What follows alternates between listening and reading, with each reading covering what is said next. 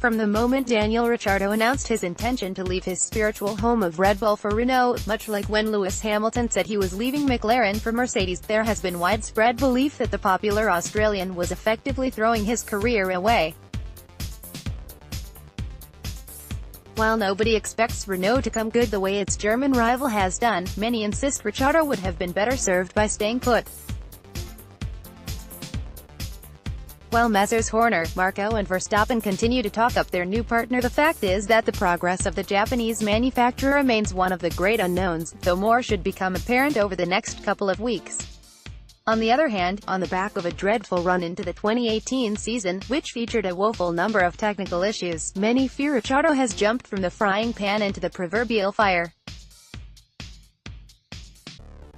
Not so, insists the Australian. At Red Bull, you always measure yourself against the successes that have been achieved in the past, he tells Germany's Motorsport Total, and the danger is that you'll be disappointed. My impression is that the risk of failing was greater than switching gear and being at risk of not winning. Renault is not there yet in terms of where it wants to go, he added. The team has been catching up and mistakes are likely to continue. But my impression is that these mistakes are being phased out, and my personal feeling tells me Honda has more problems to solve. Meanwhile, the Australian has admitted Max Verstappen was also a factor in his decision, claiming that the way the youngster escaped censure after his actions in Baku, which saw both drivers eliminated, was a clear sign that he is the team's chosen one. We both got a talking to, putting it politely, he told Autosport.